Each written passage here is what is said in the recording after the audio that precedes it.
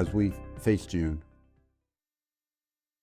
into the beginnings of the heated battle of the midterm elections, the primary season's not over, but both parties have a lot of headwinds and some tailwinds. It's going to be an ugly fall. That's not unusual for a midterm.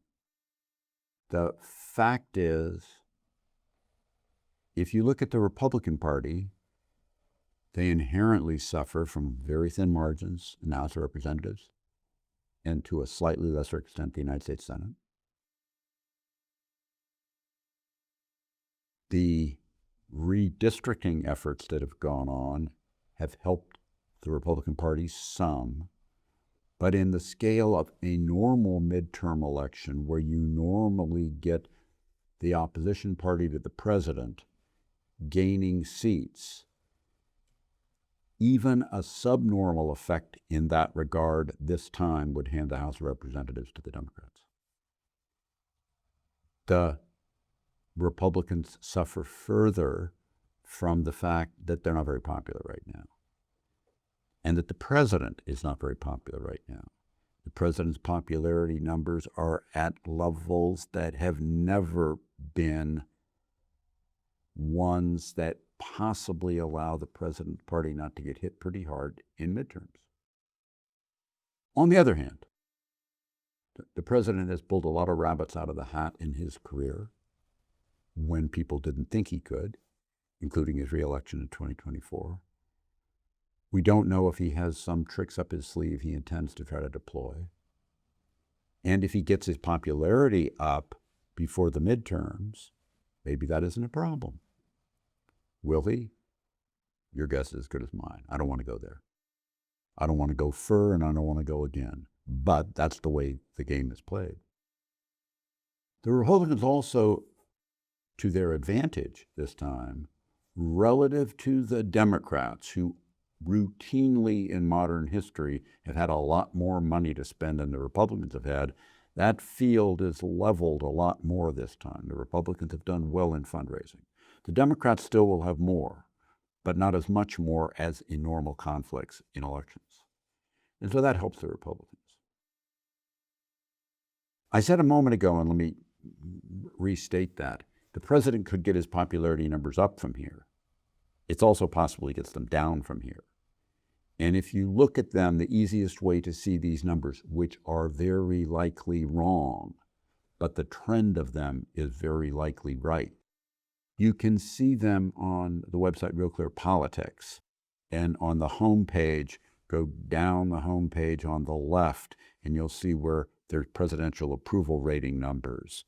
And you can go on those. You can see each of the individual polls and the aggregate of them over time. And again, these polls historically have tended to be more negative on the president than has been reality when it's come time to vote. There's a bias there, hard to be 100% certain why, but the trend of them is reflective of reality, whether the absolute number is wrong or not, which it usually is. So you want to keep an eye on that. On the Democratic side, the problem is central to a flip side problem that the Republicans have. The Democrats are not very popular right now. There's generic ballot preferencing that asks simple question, would you prefer to see Democrat or Republican control Congress?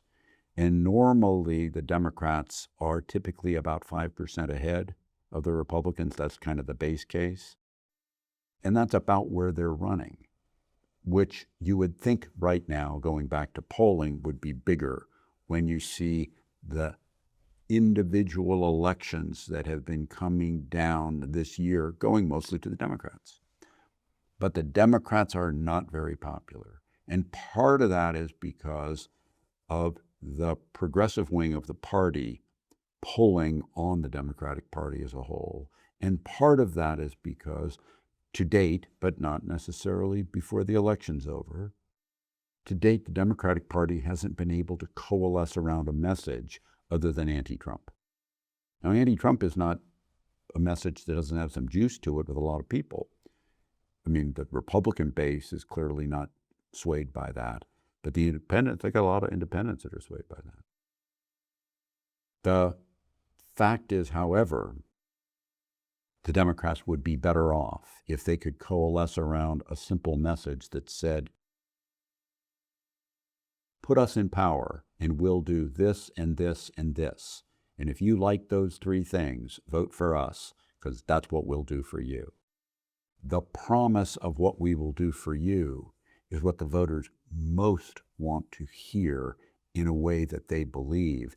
And that is true whether it's the Republicans or the Democrats.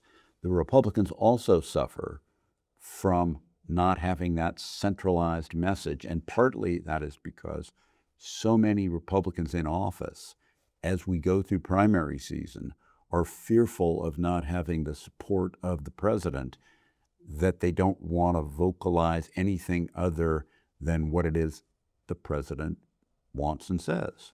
So from that, you don't have an open issue with Republican senators and Republican members of the House coalescing around a simple message like they had in 1994, led by Speaker Newt Gingrich at the time, who wasn't Speaker, to have the contract with America, or more recently Kevin McCarthy's leadership with a program of here's the things we'll do for you. But neither the Republicans nor the Democrats have that. So they're both kind of staggering a little on what the message is voters are to believe they're to render. And these are all headwinds for them.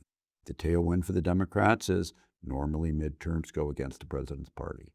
They just normally do. Now, if we think about that in the House, normally you'd expect to pick up maybe about 20 seats.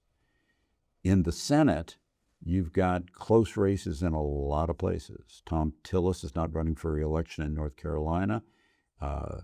That race is one that right now handicaps with a lean toward the Democrats.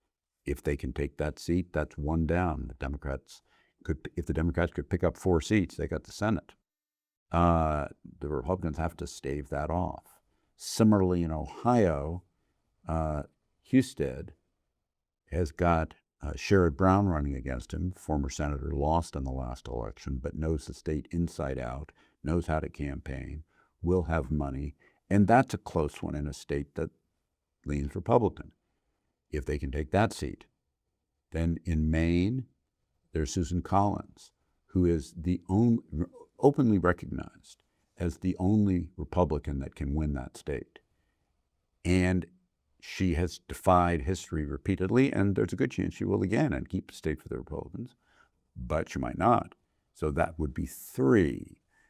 In reality, there's also concern in Alaska with Dan Sullivan and the wonky voting system that Alaska has as a state in ranked choice voting, which is very hard to predict. And then in my state of Texas, there's just this open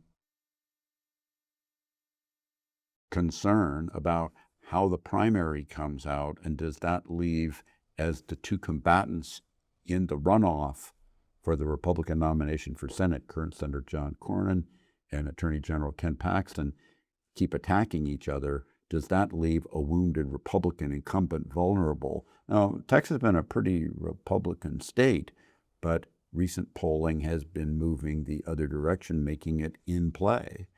And all of this is something where there's potential there. On the other hand, the Republicans have a few opportunities too. And the reality is they may be able to gain a seat here and a seat there, likely in places like Michigan. And in that, as you look at those seats, it's not impossible the Republicans hold their own and keep it. It's not impossible the Democrats take the Senate. So there's headwinds and tailwinds for both sides. This is going to be an ugly fall with a lot of accusations thrown, a lot of things pulled out of nowhere late in the election cycle, and an awful lot of money spent where you're not going to want to see all the TV ads being thrown at you. So anyway, with that, I don't know what else there is to say other than it remains to be seen. It's a long ways from here to the election itself.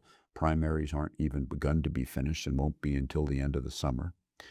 even a few staggering into September.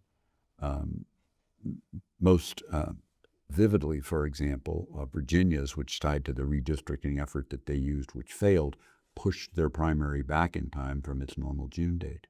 But it all remains to be seen. I don't know that I've said anything that's very unique here. I hope you find it useful. There's going to be a lot of blather about all these elections and a lot to look at. But in the end, midterm elections for the market tend to create relative gridlock, of which Congress is pretty gridlock right now, and markets tend to like that. And this election probably leaves that not terribly different regardless of these shifts, and a not bad world for stocks, because stocks don't like a Congress, whether Republican or Democrat, that can make big radical moves, and we will not have one that can do that. Thank you for listening. I always enjoy talking with you.